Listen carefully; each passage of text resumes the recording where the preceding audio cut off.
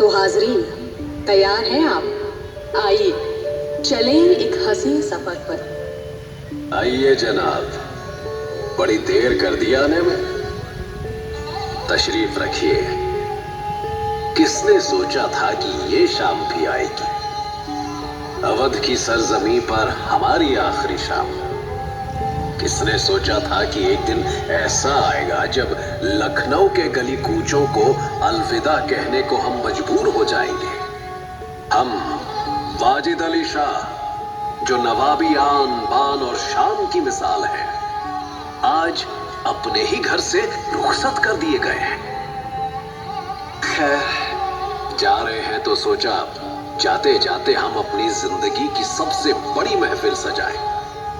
महफिलें सजाने का हमारा शौक पुराना है, तो सोचा कि कुछ ऐसा किया जाए जो भुलाए न भूले।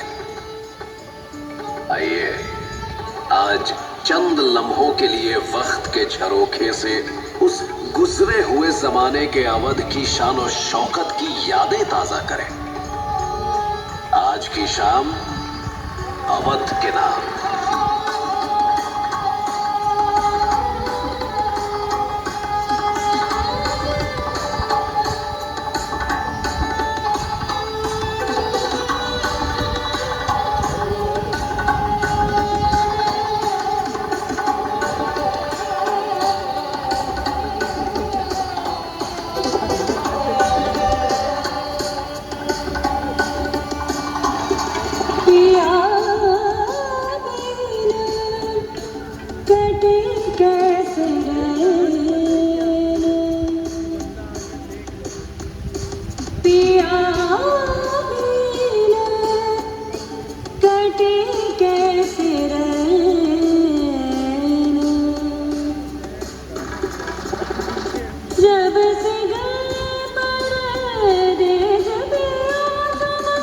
जब से गए परदेस में एक पल पाओ न चैन, एक पल पाओ न चैन पिया।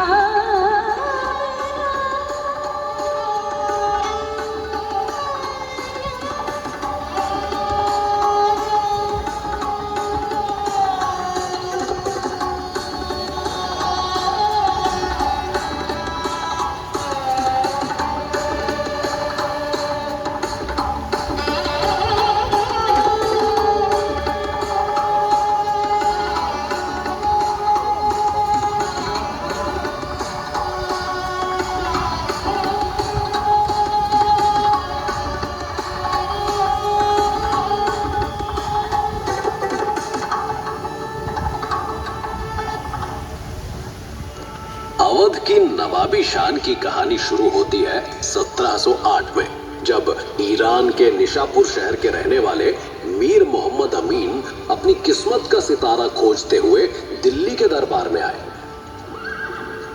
कुछ अरसे से है ये यहाँ, बहुत ही काबिल घुड़सवार है। हम भी कायल हैं। जी हुजूर। उन्हें दरबार में पेश किया जाए। जी हुजूर। हम आपको सादत खान बुरहानुल मुल्क के खिताब से नवाज कर आगरा का गवर्नर बना रहे हैं। ज़्यादा नवाजी के लिए शुक्रिया हुजूर, बंदा आपका खादिम है। हमें आपसे बहुत उम्मीदें हैं। हुजूर, सादत खान बुरहानुल मुल्क ने सैयद भाइयों को हरा दिया। बुरहानुल मुल्क ने आज हिंदुस्तान के बादशाह का दिल जीत लिया। उन्हें अवध की सूबेदारी से नवाजा जाए। लखनऊ में उस समय शेखजादों का बस चलता था, मगर बुरहानुल मुल्क हार मानने वालों में से न थे। उन्होंने शेखजादों को अपनी तरफ कर लिया और कुछ इस तरह वो अवध के पहले नवाब बने।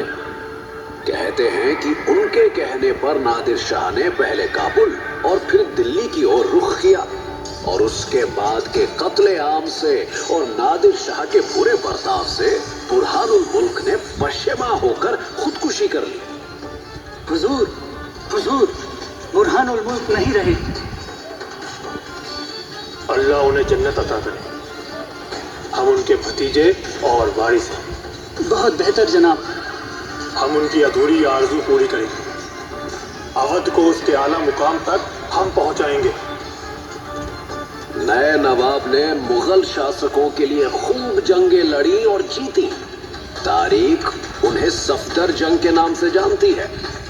वैसे शुरुआती नवाब वजीर अवध से ज्यादा दिल्ली के दरबार के मसले सुलझाने में मशगूल रहते थे। मुगल सल्तनत के लिए आपने जो कुछ भी किया है उसके लिए हम आपको मीर आतिश बनाते हैं। नवाजिश। जंग हमें समझ नहीं आती, पर जनाब सफदर जंग को बहुत रास आती थी। उनके बेटे शुजाउद्दौला ने वालिद की मौत पर दिल्ली में एक आलीशान मकबरा बनाया जो दिल्ली की सबसे हसी ऐतिहासिक इमारतों में शुमार है। शुजाउद्दौला भी हुकूमत के दायरे को बड़ा करने के लिए जंग फतह करने में लगे रहे।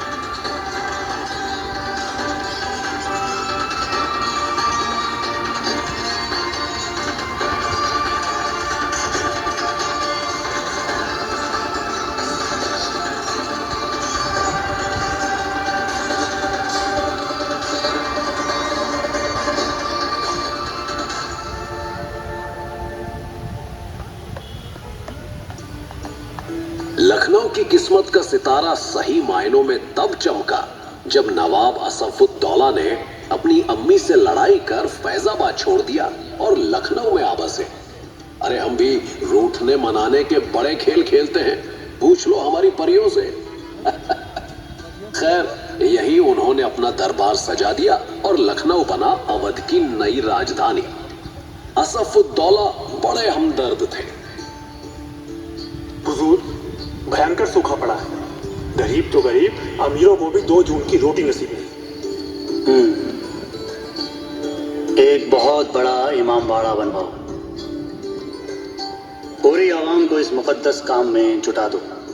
जी हुजूर। और हाँ, जो दिन में बनाते हो उसे रात में तोड़वा देना कि जब तक ये सूखा खत्म नहीं हो जाता हमारी रियाया के पास रोजी का जरिया रहे।